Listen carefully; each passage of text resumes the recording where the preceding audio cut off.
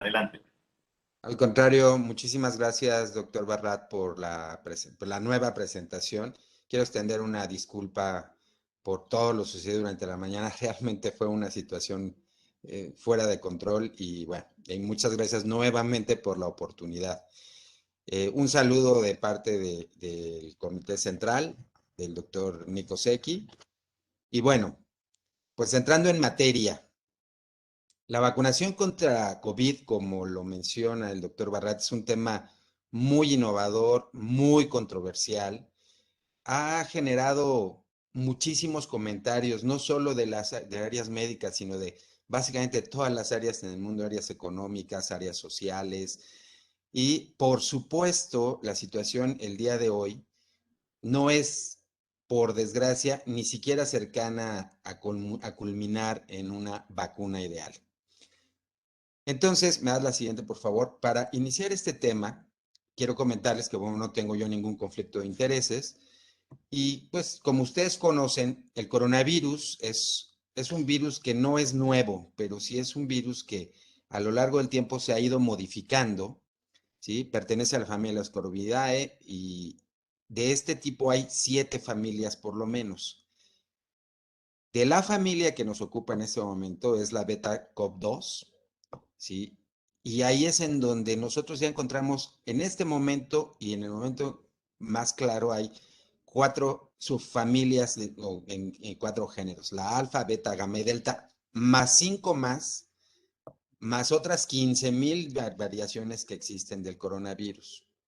Es muy importante mencionarles que los géneros alfa, beta, gamma y delta son los que en este momento se están siguiendo como cepas o variaciones que requieren muchísima precaución. La siguiente, por favor. Este coronavirus, pues afortunadamente fue desarrollado en el laboratorio de manera muy rápida, porque eso permitió conocer la anatomía del virus. Este virus básicamente es un virus RNA que tiene una cubierta, una cápside, y esa cápside expone una serie de spikes, de espículas, ¿sí? Y que están conformadas por la glucoproteína S. Aparte de esto, hay otras proteínas conformacionales como es la proteína M, la hemaglutinina esterasa, que también está siendo estudiada muy de cerca, ¿sí? Y que están involucradas en esta envoltura que cubre finalmente este segmento de RNA que están viendo ustedes ahí. Existe aparte o la proteína N, que también está siendo estudiada para desarrollar vacunas que vayan dirigidas a diferentes partes del virus y no únicamente a la proteína S. La proteína S es la que hasta este momento se ha demostrado, ¿sí?, que tiene la mayor relevancia debido a que a través de ella es como se liga este virus. ¿Me das la siguiente, por favor?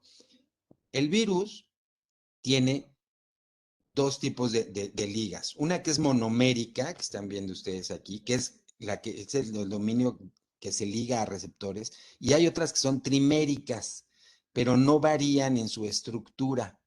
Estas dos proteínas, ¿sí?, se ligan en receptores AC2, y esta es una de las explicaciones que se ha estado dando ahora para tratar de definir por qué la manifestación clínica del virus es tan heterogénea.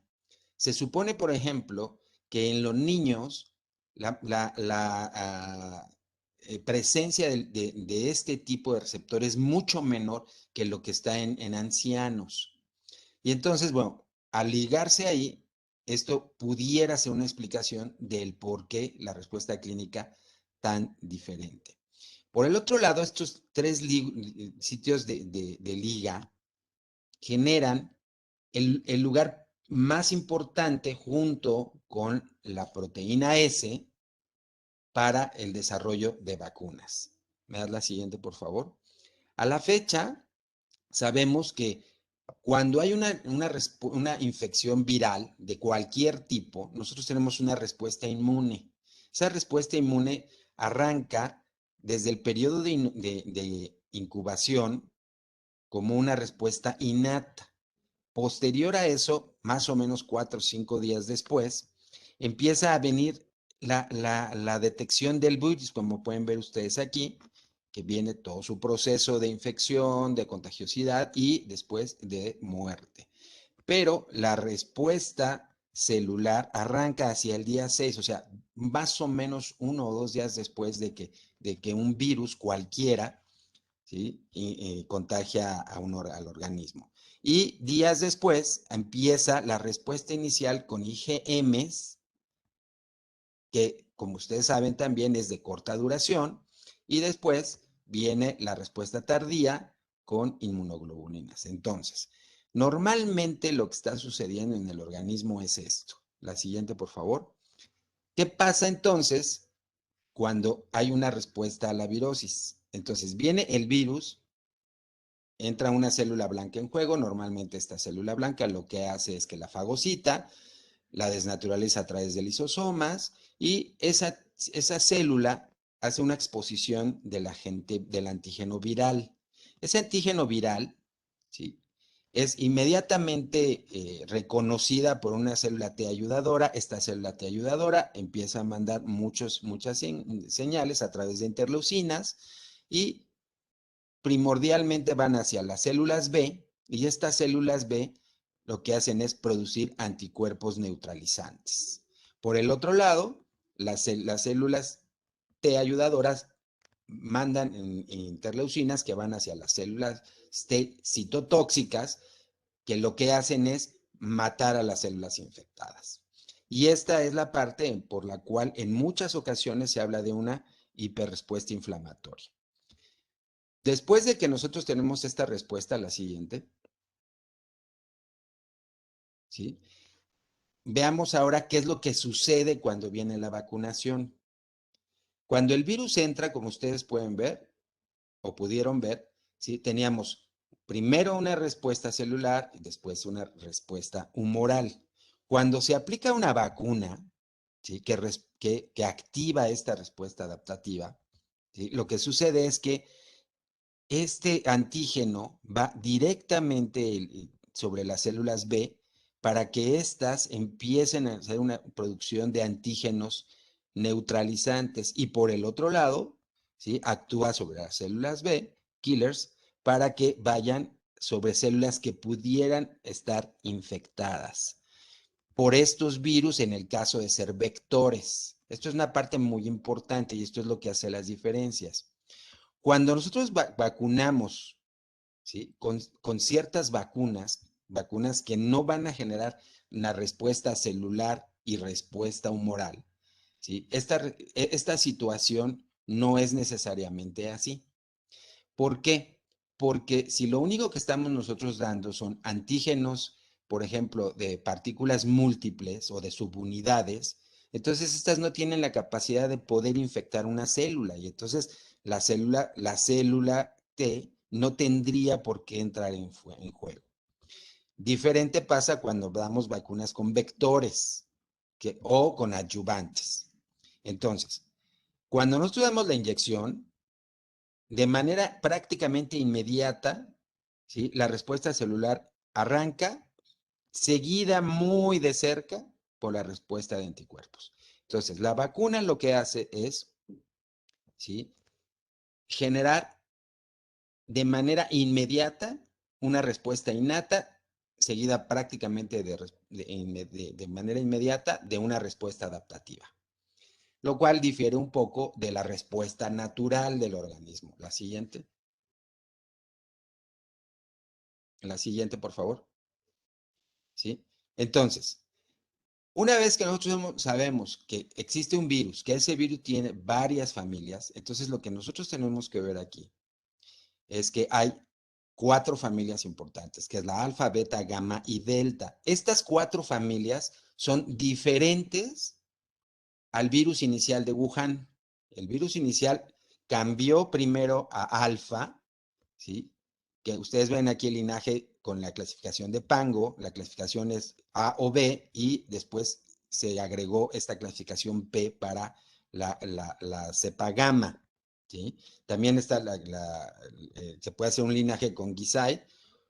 Y el asunto aquí es que este virus, por si fuera poco, aparte de ser altamente, contiene una contagiosidad altísima, ¿sí? Tiene también una capacidad de mutación muchísimo mayor que la que tienen otros virus, incluidos, por ejemplo, el de influenza. Hay virus que mutan muy poquito, pero lamentablemente este virus, por desgracia, porque eso, eso es lo que nos tiene como nos tiene a todos en pandemia, y ustedes pueden ver cómo el virus alfa apenas fue caracterizado en diciembre junto con el beta, ¿sí? Por eso es que estas dos cepas son completamente diferentes a la que inicialmente generó la pandemia. Luego, hacia enero, se describió la gama y la famosísima delta. Esta delta que se le ha achacado el arranque de nuevas olas de enfermedad y que desgraciadamente lo vamos a ver un poco más adelante, lo que está sucediendo es que tienen una reactividad diferente hacia las vacunas. Aparte existen otras variantes que son las de altas consecuencias, de las cuales afortunadamente no existe ninguna, porque estas variantes son, si desgraciadamente tuviéramos alguna, tendría que iniciarse otra vez todo este proceso de vacuna, dado que son variantes que derivado de sus variaciones, valga la redundancia, pues no tienen ninguna respuesta. La preocupación real de todas estas variantes es el hecho de que responden diferente a la inmunización. La alfa, por ejemplo, tiene una capacidad de ser neutralizada por los anticuerpos, con los anticuerpos relativamente más alta que lo hace la delta. Delta tiene hasta 24 veces menos neutralización que lo que hace alfa.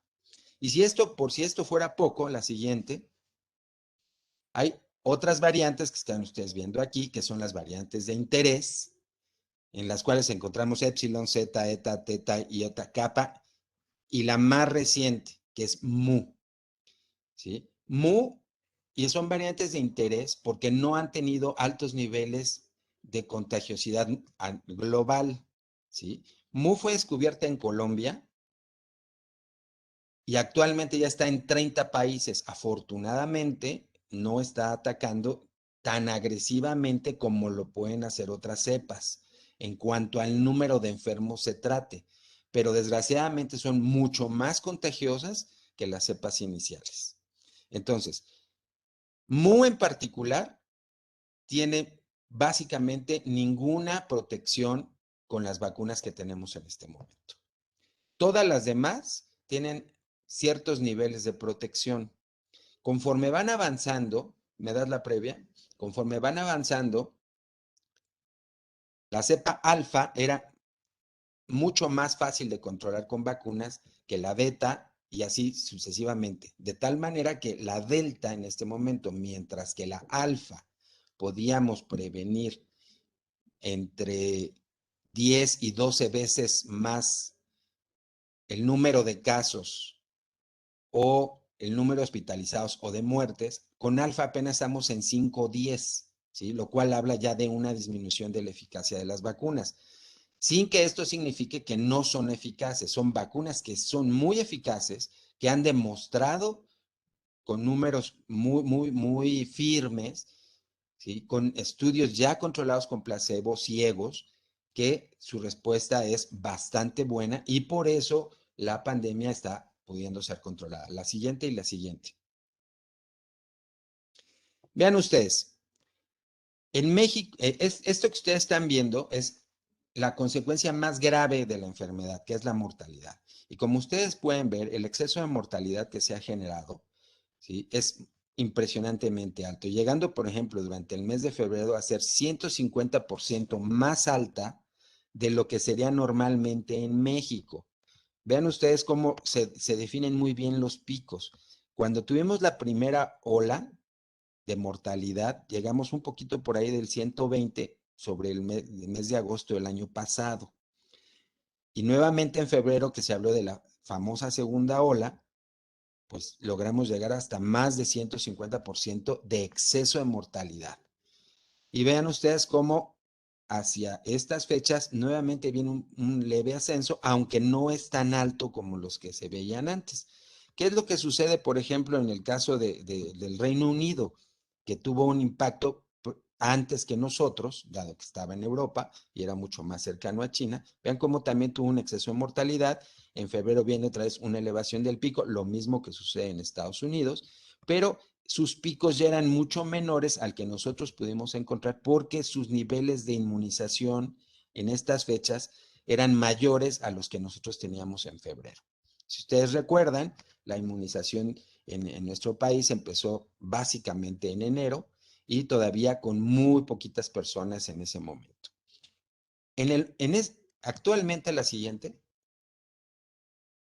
Actualmente el número de personas vacunadas en México son un poquito más de 100 millones, de los cuales pueden ustedes ver 40 millones prácticamente tienen un ciclo completo de vacunación, ¿sí? Y aparte tenemos más o menos otros 92 millones de personas que, perdón, 60 millones de personas que tienen una dosis. Esto es hacia el 12 de septiembre de este año. Es una fecha muy reciente y, bueno, pues se supone que conforme nosotros vayamos avanzando, en nuestro porcentaje de población tendrá un incremento.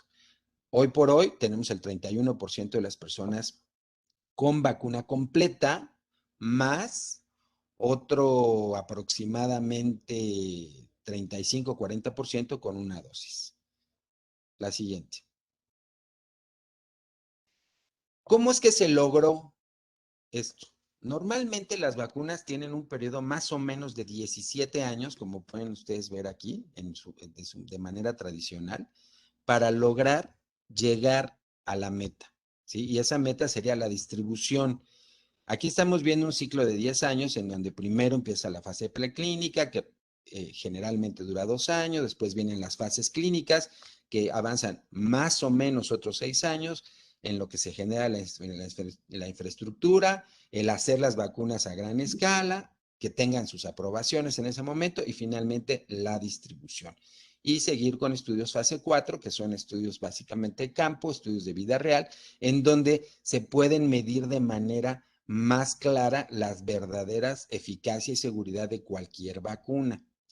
Para el proceso que se llevó con las vacunas de COVID, todo esto se hizo en 17 meses. La diferencia entre estas dos es que mientras que en un desarrollo tradicional las fases son secuenciales, en el caso de la vacuna o de todas las vacunas, todas fueron en paralelo. La fase preclínica 1, 2, 3, 4, como ustedes, 3, perdón, inclusive la infraestructura para hacerlo, ¿sí? Como ustedes pueden ver, se hizo en menos de un año.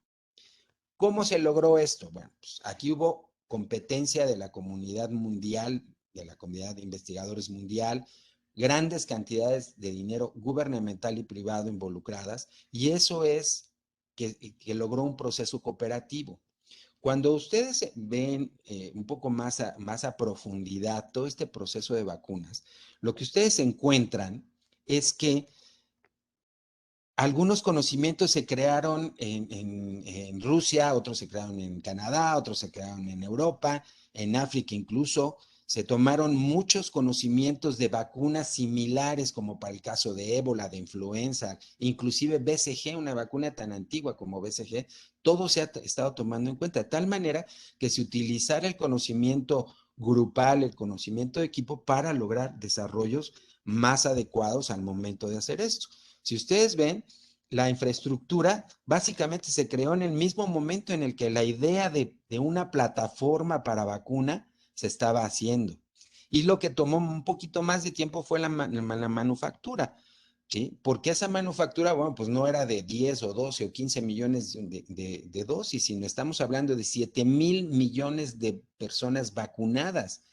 ¿Sí? Que si tomamos en números estaremos hablando de 10, 12, 15 mil millones de dosis.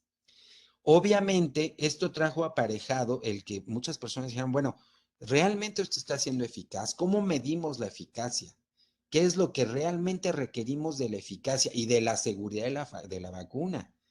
¿Por qué? Porque mientras que en la fase 1, 2 y 3 se tomaron todos los datos para hacer estudios, tanto de seguridad como de eficacia, y poder pedirle a las autoridades regulatorias que haya una autorización de emergencia. Esta autorización de emergencia, obviamente, se establece únicamente en casos como los que nos ocupan en este momento. Una pandemia en donde el impacto social, económico, desarrollo, en fin, ¿sí?, tiene consecuencias graves. La siguiente. Entonces, ¿cuál es el racional para desarrollar estas y sobre el que se desarrollaron estas vacunas? Era primero una que generara anticuerpos neutralizantes contra la proteína S. Al descubrirse que esa proteína S era lo que ligaba al virión, a la célula, y que a partir de ese venían las infecciones, entonces era muy claro que sobre este se debía de generar, sobre esta proteína S se debería generar la vacuna. Sin embargo, esa vacuna es relativamente, diríamos, relativamente primaria. ¿Por qué? Porque esta proteína S es justo donde aparecen todas las mutaciones que tiene el virus y entonces lo que lo hace diferente. Siguiendo a que hubiera formación de anticuerpos neutralizantes, tendría que haber un nivel adecuado, o sea, no es factible tener inmunidad si no hay un nivel suficiente de anticuerpos neutralizantes.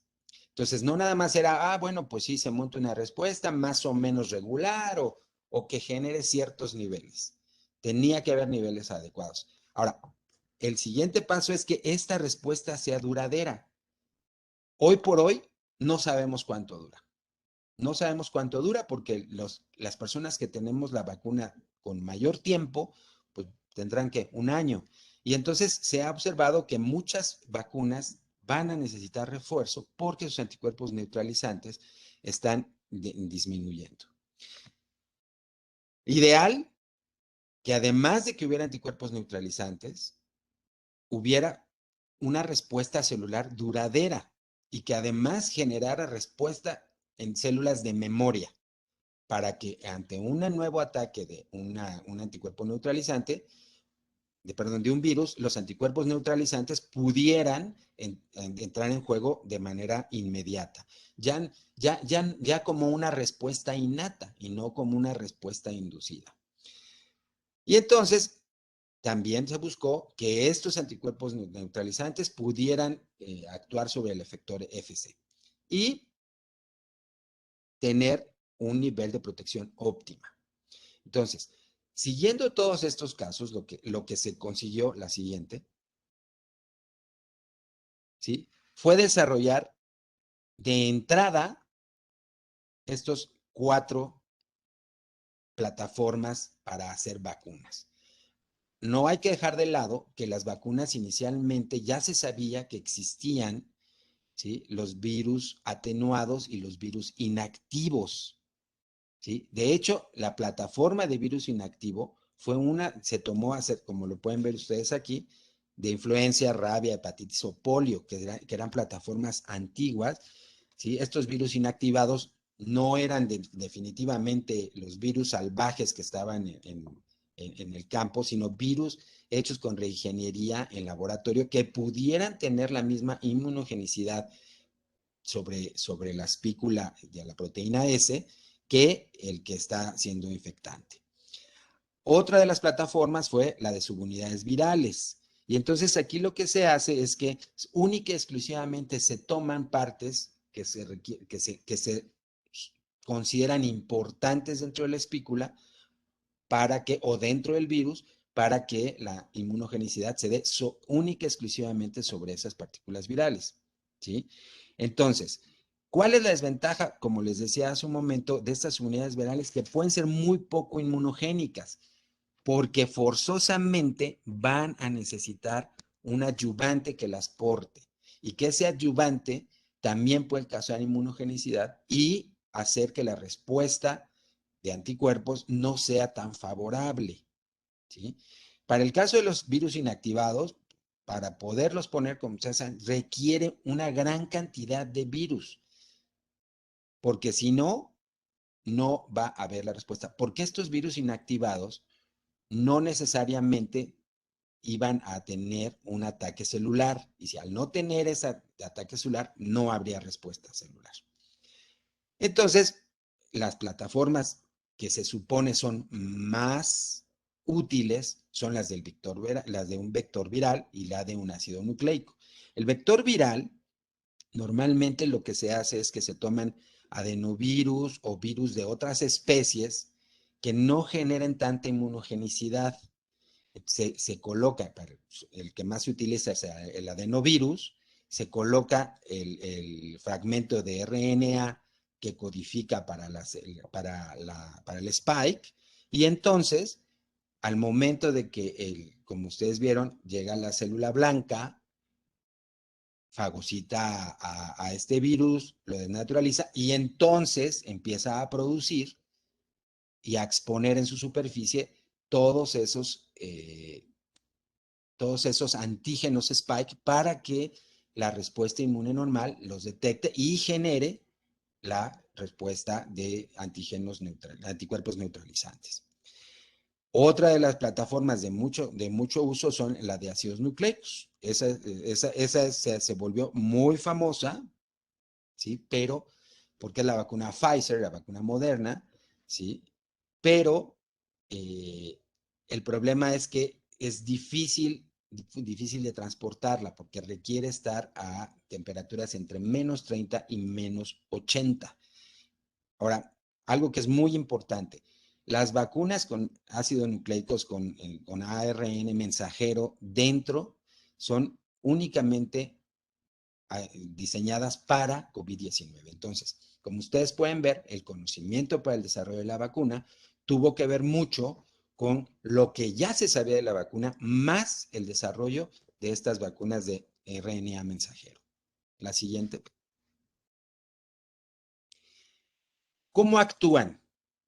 Cuando usamos vacunas de virus inactivados, ustedes pueden ver que viene el virus, que ya no tiene una gran cantidad de contagiosidad o no tiene contagiosidad en muchas de las ocasiones, ¿sí? Lo que hay que hacer es que tenemos que ponerle adyuvantes. Entonces, estos son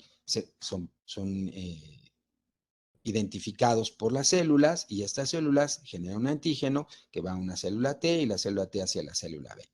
Problema, la inmunidad de memoria que producen es de corta duración. Forzosamente el virus inactivado tiene que venir con un adyuvante, se requieren dosis altas de vacuna, y la inmunogenicidad, en este caso, dado que es el virus completo, que esa es una gran ventaja de las vacunas inactivadas, es que no solamente va sobre el spike, sino sobre muchos componentes virales.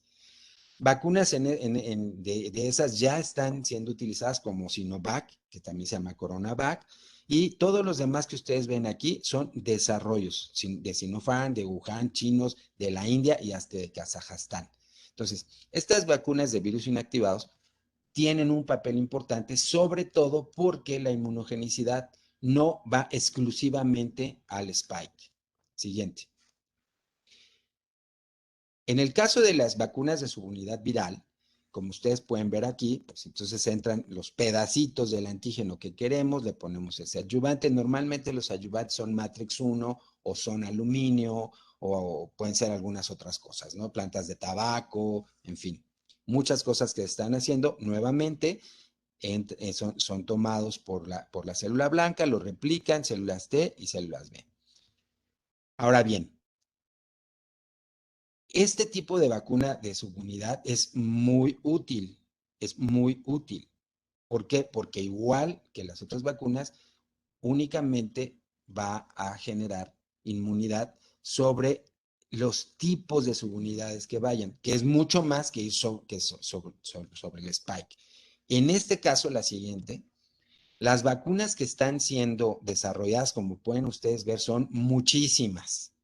En todos lados del mundo hay, en China, Italia, Cuba, Francia, Australia, la India, Estados Unidos, Sudáfrica, por todos lados se está haciendo, porque se ha demostrado que ahí tú puedes poner la proteína del spike más adyuvante, o puedes ponerlos inclusive con nanopartículas, ¿sí? También puede ser que sea una vacuna oral. La Vaxart de Estados Unidos está siendo desarrollada como tabletas que se ingieren y entonces al momento de ser digeridas, esto provoca fragmentos contra la proteína spike. Y hay otra vacuna que es con parche con microagujas, ¿sí? Hay generación de partículas parecidas a virus en las cuales se insertan las proteínas spike, ¿sí? Inclusive, como les decía, en plantas de tabaco, que se supone que estas dos, tanto la de Kentucky como la Medicago, ¿sí? Son muy inmunogénicas, muy inmunogénicas, y parece ser que a través de este tipo de vacuna de subunidad viral en planta de tabaco podría darse un gran avance en cuanto a la inmunización. La siguiente. Los vectores virales. Los vectores virales tenemos básicamente Astra, que ustedes la conocen muy bien, y la famosísima Sputnik. El caso de Astra tiene un solo virus en 2 dosis, mientras que el Sputnik tiene 2 virus, uno por cada dosis. Aquí lo que sucede es que el RNA se inserta dentro del virus, entonces infectan a la célula y nuevamente al ser destruidas, se replica el RNA hacia la célula T. Y como ustedes pueden ver aquí, sí, este tipo de vacuna provoca tanto respuesta humoral como respuesta celular, que esa es una diferencia con las dos previas que habíamos visto. Lo que se ha utilizado normalmente es ponerlos en virus, en células de primates, de gorilas, de chimpancés, ¿sí? Y estos virus, la problemática que pudieran tener es que pueden ser replicantes o no ser replicantes, ¿sí? Cuando no son replicantes, la inmunidad que se genera es mucho menos que cuando son replicantes, ¿sí? Y única y exclusivamente se hace esa protección sobre el spike, el fragmento o las variantes que nosotros queramos poner. Con el advenimiento de todas las variantes que mencionamos al inicio de la plática, lo que tendrá que suceder es que habrá que haber vacunas polivalentes, como ya sucede para el caso de la influenza. Siguiente. Como ven, aquí también hay muchísimos desarrollos, ¿sí? Hay de no replicantes, que es la ya conocida AstraZeneca, la reitera, que es de Italia y que vienen células de gorila, en chimpancé vienen las células de AstraZeneca, e incluso de humano, ¿sí? Como es CanSino, Johnson Johnson, Gamaleya. Gamaleya es el laboratorio productor de Sputnik. También pueden estar en adenovirus modificados, que ese es otro factor bien importante, el uso de spray nasales. Cuando se utilizan los spray nasales, la respuesta inmune es mucho mejor que con las vacunas como las tenemos. ¿Por qué? Porque como esta infección entra por vía respiratoria, en el momento en el que el spray nasal entra a mucosas, genera la producción de IgA, IgM, cosa que no sucede cuando se dan inyectadas, ¿sí? Y hay otras vacunas que son con virus replicantes, que sean a través del virus de sarampión o de los virus de hepatitis vesicular, ¿sí? O de virus de influenza, por supuesto, atenuados, que se administran, como mencionaba antes, vía spray nasal. Entonces, otro avance y hacia donde vamos es, aparte de la vacuna oral, es la vacuna por spray. La siguiente. Y el mecanismo de acción de las vacunas de ARN mensajero, pues lo que pasa es que le inyectamos directamente el ARN, ¿sí? Estos ARN van en vesículas lisosomales o en nanopartículas. Pueden ser en cualquiera de las dos cosas. Como ven, el Arcturus está haciendo nanopartículas, mientras que, bueno, Pfizer, ya la conocen ustedes, pues es la número 1 en cuanto a vesículas lisosomales. Estas vesículas lisosomales nuevamente actúan como si fuera un virus, son fagocitadas y de la misma manera que los vectores virales, las vacunas de ARN, pueden provocar inmunidad tanto citotóxica como humoral. Su desventaja, preservarlas. Se han desarrollado incluso cajas portables que puedan ir a ultracongelación. Esto no es de -3, -8, no estamos hablando de entre -30 y -80 grados centígrados, lo cual, por supuesto, hace que su manejo sea bastante complejo. La siguiente. Como ustedes ven ahí, ¿cuántas vacunas candidatas habría? Fíjense, en ese momento había 115 vacunas y había de virus vivos atenuados, inactivados, no replicantes, proteínas recombinantes basadas en péptidos y muchas otras plataformas que se generaron. Sin embargo, en este momento, esta cuarta más una quinta plataforma, que son las vacunas de ADN, ¿sí? Son las que llevan mucho más vanguardia. Todas estas otras, hay muchos ensayos que se hicieron en ese momento. De hecho, en este momento hay más o menos 220 proyectos corriendo, buscando una vacuna de mucho mayor eficacia a las que tenemos en este momento. Sin embargo, bueno, el desarrollo sigue en boga y afortunadamente, bueno, con bastante buenos resultados. La siguiente. Vean ustedes, para diciembre, ¿sí? Como ya había 13 de estos candidatos, de esos 115 iniciales, que ya estaban en fase 3. ¿Por qué? Porque, como les mencionaba al principio, dado que las fases se daban en paralelo, pues entonces también el poder pasar entre una fase de fase 1, que es humanos sanos, a una fase 3, que son grupos específicos, pues ya estaba amplio. Y como es de su conocimiento, Sinovac está disponible ya. Está también disponible AstraZeneca, está disponible CanSino, Sputnik, el Janssen, Novavax particularmente, que es proteínas unidades proteicas, no tiene todavía una autorización. Moderna ya está disponible, Pfizer, Medicago tampoco, ¿sí? Entonces, vean ustedes cómo ese avance es verdaderamente consecuente. La siguiente. Nuevamente, aquí ven ustedes cuáles son las que ya están disponibles, las de ARN, que son Pfizer, Moderna y CureVac, que no está en México y que todavía no logra sus autorizaciones. Las vacunas con vector viral, básicamente es AstraZeneca, Sputnik y Janssen. Las vacunas de virus inactivados que les mencioné al principio de la plática, ¿sí? Ya están en uso Sinovac y Sinopharm.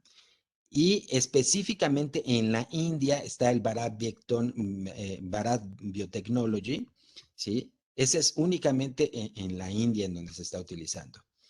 Todavía, como ven, no hay vacunas de unidades de proteína y viene una más que es la plataforma basada en ADN, que es algo que pronto llegará y que, bueno, pues esperemos que tenga una mayor eficacia que las que ya tenemos disponibles. La siguiente. Ahora, estas vacunas de ARN, viéndolas un poquito más de cerca, lo que está sucediendo es que este RNA mensajero que se pone con liposomas entra dentro de los ribosomas celulares, igual que sucede con otro tipo de vacunas. La diferencia es el vehículo. Las vacunas en todos los casos hacen lo mismo, pero el vehículo es lo que hace la diferencia. Ese ribosoma, al tomar el fragmento de RNA, empieza a codificar hacia la proteína SPAC, la expone y entonces a través de células blancas se genera el anticuerpo. La siguiente. ¿Qué pasa con las vacunas que ya he mencionado en cuanto a las variantes? Y vean ustedes, la efectividad de las vacunas, ¿sí? Para la alfa, la protección se mantiene. La alfa fue la primera variante después del coronavirus inicial de Wuhan, ¿sí? Pero vean cómo la beta, que es considerada la que menos protección tiene, ¿sí? Baja, aunque tiene cierta protección para enfermedad severa, no lo tiene para enfermedad sintomática, ¿sí? Las personas siguen teniendo una problemática ahí de mucha sintomatología y en algunos casos todavía niveles altos de hospitalización. Para la gamma todavía no se sabe el impacto, la evidencia es muy, muy limitada. Y para la delta, como ustedes pueden verlo, ¿sí? Nuevamente la enfermedad severa sí se está reteniendo hasta 5 veces más que si no tienes la vacuna en cuanto a su contagiosidad y hasta 10 veces para la hospitalización y la muerte, ¿sí? De hecho, se considera que el virus Delta es el responsable de las últimas olas, pero la vacuna en todos estos casos todavía tiene cierta protección. Problema, la cepa Mu, que como les dije al principio, ha demostrado que no retiene la protección. La siguiente. ¿Es necesaria una tercera dosis de vacuna o una segunda dosis de vacuna para las marcas que tienen solo una dosis? Sí, sí hay necesidad de tercera dosis. Cuando hay una inmunidad reducida o en pacientes inmunocomprometidos. En esos casos es importantísimo. Hoy se sabe, ¿sí?, que los anticuerpos de muchas personas, sobre todo los inmunocomprometidos, pacientes con cáncer, pacientes con enfermedades reumáticas, pacientes diabéticos, etcétera, lo que les está sucediendo es que sus títulos de anticuerpo se caen mucho, ¿no? O no se elevan. Ven ustedes, por ejemplo, aquí como antes de la primera dosis y la elevación después de la segunda dosis es muy pequeña, por lo cual es necesario dar un refuerzo para lograr, ¿sí?, una mucho mejor respuesta, ¿sí? Y vean cómo y lo mismo pasa en cuanto a la prevalencia, la cantidad de personas, ven cómo son antes de la segunda dosis muy poquitos y hacia la tercera viene un incremento. Entonces, ante la pregunta de sus pacientes, oiga, ¿me pongo una tercera dosis? Si tienen su inmunidad reducida o son inmunocomprometidos, sí deben de utilizarlo porque si no, no hay ninguna protección real. Siguiente.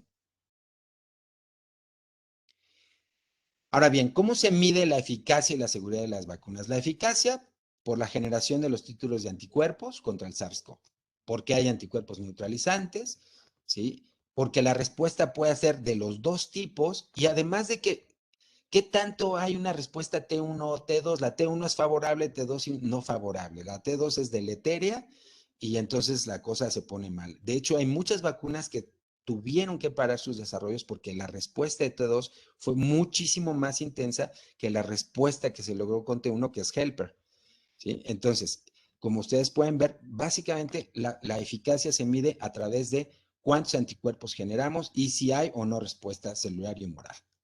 La seguridad, igual que en todos los procesos, la presencia de eventos que son adversos. Pueden ser muy serios o no tanto, locales o sistémicos, o además pueden ser leves, moderados o graves. El caso es, hay niveles inaceptables en algunas vacunas en donde ni siquiera los procesos pueden avanzar. Entonces, como ustedes pueden ver, independientemente de que lo que se está manifestando es qué tanta protección da contra la hospitalización, contra los casos graves, contra la muerte, ¿sí? O la reducción en la cantidad de personas que manifiestan la enfermedad. La eficacia se ha medido mucho en cuanto a la generación de inmunidad y la seguridad en cuanto a que, igual que con otro tipo de medicamentos, no se presenten eventos adversos. Siguiente. En este sentido, vean ustedes cómo estas vacunas COVID, este es un artículo muy reciente, básicamente septiembre, o sea, estamos en septiembre, acaba de salir, está muy calientito. Vean ustedes, perdón que se ve un poquito borrosa. ¿Sí? Después de la primera dosis, vean cómo la eficacia en cuanto a la generación, como se los estaba mencionando, más o menos es de un 60% después de la primera dosis, independientemente del tipo de vacuna que den. Y posterior a la segunda dosis, la podemos llevar entre el 80 y 90, ¿sí? Para que esto suceda, ¿sí? Lo que nosotros vemos primero es cómo va, vean cómo desde el principio, ¿sí? Los vectores son muy, muy eficaces en cuanto a los sitios de liga. Ahora, ¿qué pasa en el caso del spike? Vean cómo ¿sí? Las vacunas más o menos mantienen una cierta relevancia, ¿sí? Y en el caso de los anticuerpos neutralizantes, todas son bastante homogéneas. Entonces, esta eficacia es como medida de la manera que les acabo de decir en cuanto a la formación. La siguiente. Viéndolo desde otro punto de vista, esta eficacia de las vacunas, vean, Pfizer, ¿sí? Después de 2 dosis, con 3 semanas entre una y otra, logró 100% de prevención de enfermedad severa, ¿sí? Y 95% de prevención en el hecho de que FDA y CDC tienen criterios diferenciales. Pero entonces, la mayoría de las personas no tienen enfermedad severa después de la vacunación. Para el caso de Moderna es exactamente lo mismo y en el caso de AstraZeneca es exactamente igual, ¿sí? Vean ustedes cómo esa prevención de enfermedad grave, en el caso de la generación de anticuerpos es diferente. 95, 94 para Moderna y Pfizer, y para AstraZeneca en algunos casos un 55, otros 81, más o menos un 70% de generación de antígeno neutralizante. La siguiente. Otras vacunas que también conocen como la Johnson Johnson, ellos tienen 85 de eficacia contra enfermedad severa y un 66% de generación de anticuerpos neutralizantes. Para la Sputnik no va a tener normal, lamentablemente no tenemos datos en cuanto a enfermedad severa, pero sí se sabe que su generación de anticuerpos neutralizantes es de un 92%. La vacuna india, 100% eficacia contra la hospitalización. Entonces, eso nos hace pensar que será muy buena para países en donde y eso tiene que ser dicho, no es lo mismo vacunarse en el tercer mundo que en el primer mundo. ¿Por qué? Porque desgraciadamente la cantidad de personas es diferente, porque la economía es diferente y algo que afecta la eficacia de las vacunas, si, aunque no lo creamos, es la capacidad económica de los países. ¿Sí? Y el Sinovac, que también ha sido más o menos manejada acá en México, vean, solo 51% de eficacia contra la infección sintomática, pero 100% contra enfermedades severas y contra las hospitalizaciones.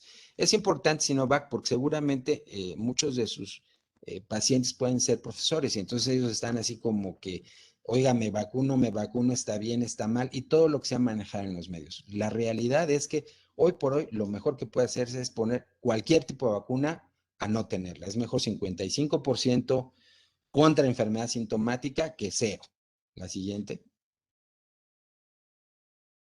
En cuanto a la seguridad, vean ustedes, la seguridad, las vacunas de vector, las azulitas, tienen mucho menos efectos secundarios, mucho menos, mucho menos efectos secundarios que lo que sucede con las vacunas con base de ARN. Y esta es precisamente una respuesta. La inmunogenicidad de cualquier vacuna tiene que dar efectos secundarios. Si no hay efectos secundarios, la inmunogenicidad no se presenta. ¿Por qué? Porque el cuerpo no está reaccionando. Y esa es una de las explicaciones o que da la comunidad científica a por qué la generación de anticuerpos neutralizantes es mucho mayor en las vacunas ARN que en las vacunas de adenovirus o las inactivadas o las de subunidades. Vean, las subunidades básicamente no generan ningún efecto secundario y las inactivadas muy poquitos, ¿sí?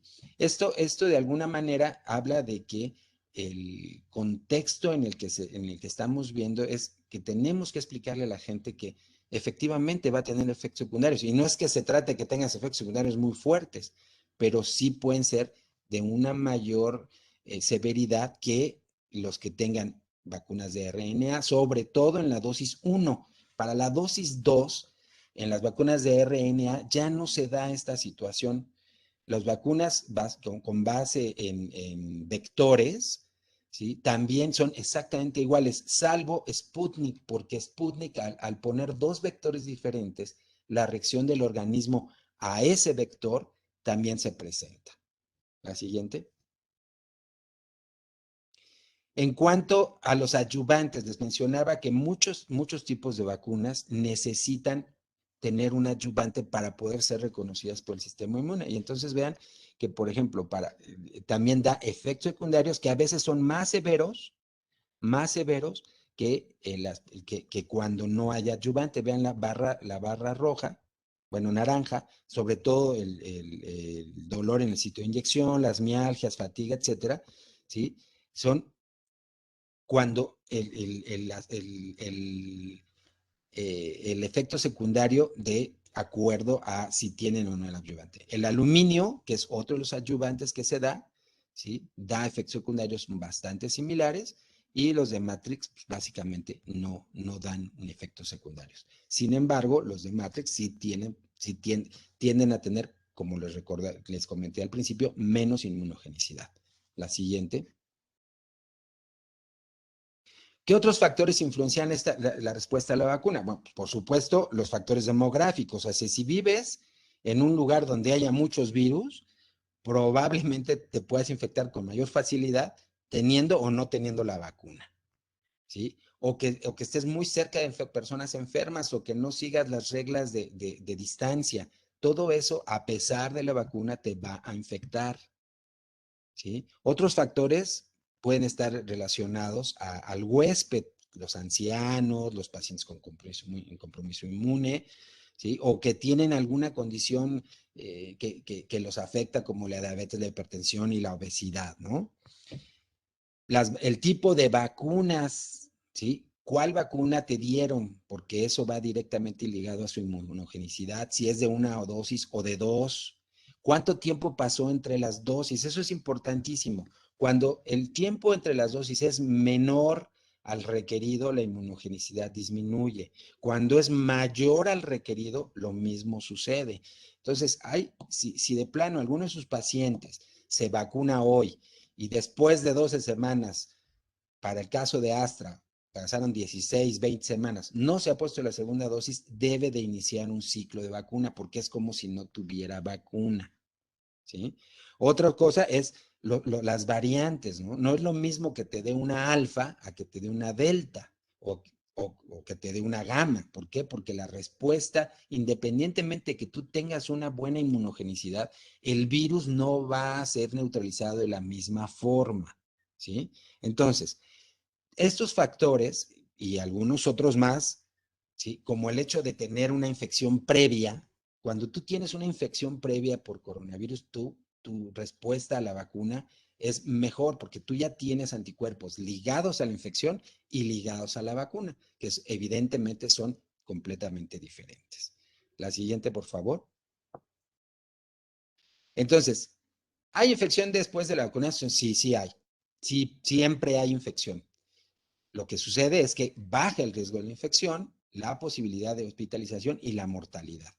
Entonces, muchas personas nos preguntan, oiga, ¿y con la vacuna ya no me voy a contagiar? Sí se van a contagiar. Y lo más grave del caso es que como muchas veces la severidad de la enfermedad es muy baja, de por sí el 80 y tantos por ciento de las personas son asintomáticas, imagínense los que iban a ser asintomáticos y que disminuye, toda esa cohorte de manifestaciones se va a limitar. Entonces, eso es muy importante. Sí se pueden infectar y sí son contagiantes. La siguiente.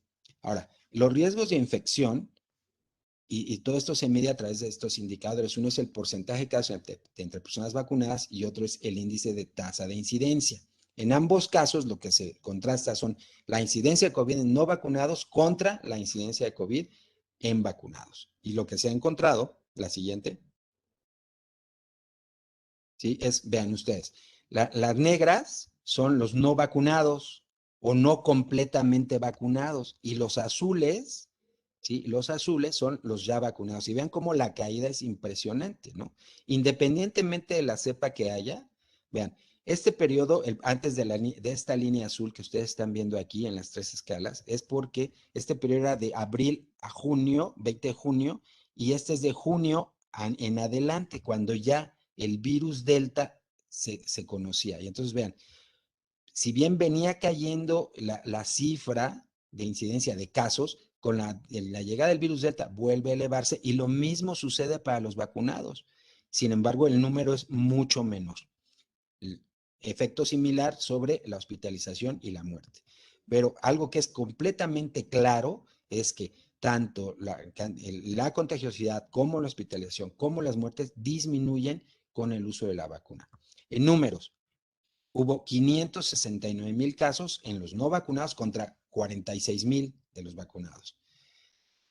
Y las muertes, miren, 6,000 contra 600, o sea, un 90% de reducción en la mortalidad, que eso es importantísimo, 90% de reducción, más del 90% en la hospitalización y 93% en cuanto a la cantidad de casos reportados. La siguiente. ¿Hacia dónde van las vacunas? Bueno, virus atenuados.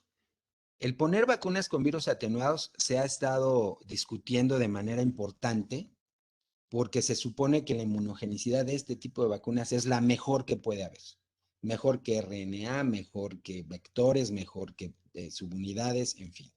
Sin embargo, también existe el riesgo de que esos virus atenuados puedan generar infección grave. Otra es la vacuna multivalente. La vacuna multivalente, sobre todo con el advenimiento de todas estas cepas que hemos mencionado, ha provocado que tengan que buscarse los cambios. Por ejemplo, los cambios más importantes que se han dado son en la proteína L452R, ¿sí? Que básicamente es en donde todas las mutaciones se dan. Pero las mutaciones del spike son prácticamente todos los días y hay montones. Entonces, hacer una vacuna multivalente todavía es lejano, pero es una de las opciones. La vacuna hacia diferentes componentes, de tal manera que no únicamente vayamos al spike, sino también a la proteína He o a la N, que son también partes constituyentes muy importantes del virus.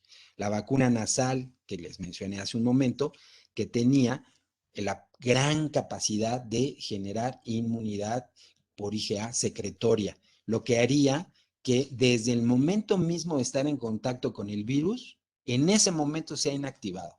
No hay necesidad de que entre al organismo para inactivarlo. Lo que no sucede actualmente con las vacunas por vía intramuscular. La vacuna por DNA, ¿sí? Que es todavía una promesa, no se sabe mucho de ella en general, pero bueno, tiene ahí importante. Y también la protección por patógeno agnóstica. Esto significa básicamente que el hecho de que nosotros tengamos ciertas vacunas como BCG, polio, sarampión, ya nos generaron un cierto entrenamiento. Entonces, se ha propuesto que volver a poner BCG para que otra vez el organismo entre en, vamos a decirlo así, en confianza contra el bacilo Calmette-Guerin, y de ahí, al momento en el que llegue el coronavirus, lo podamos responder mucho más rápidamente en cuanto a la respuesta innata. La siguiente. La siguiente. La siguiente, por favor.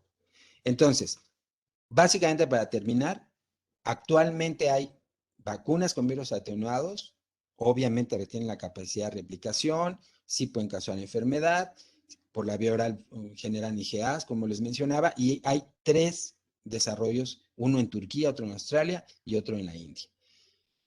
Y para terminar, pues les quiero dejar este mensaje que creo que es muy importante y ojalá les cause el mismo efecto que a mí.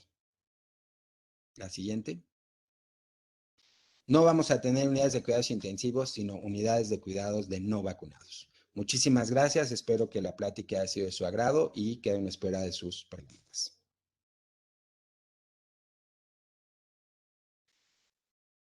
Excelente, muchas gracias, doctor. Una plática muy completa, una revisión extensa primero de la necesidad de la vacunación, que a estas alturas me parece que es una cantidad mínima de personal de la salud que pudiera cuestionar la utilidad de las vacunas.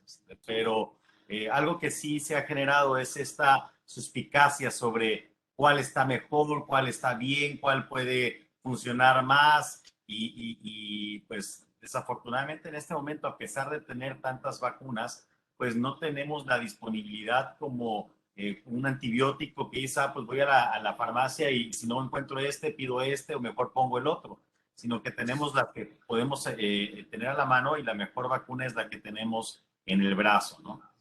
Totalmente, Aquí tenemos totalmente. una, perdón, sí.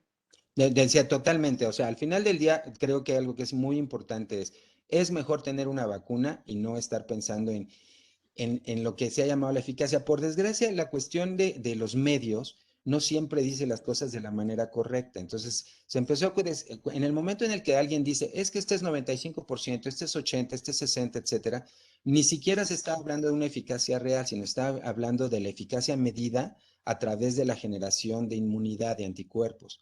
Pero el efecto neto de todas las vacunas, de todas, no importa cuál, ¿sí? Es disminuir el número de casos, la hospitalización y la muerte. Y todas las vacunas tienen un gran porcentaje. Incluso yo le diría que, obvio, no, el 100% es para grupos controlados, pero para grupos abiertos como somos toda la humanidad, esto se ha visto de manera muy, muy importante, ¿no? Y se sabe ahora entre la población de mis pacientes tratados, yo le diría que tengo un 4 o 5% de pacientes que tienen inmunizaciones no completas, ninguno con inmunización completa, y el 95% de mis pacientes son pacientes no inmunizados.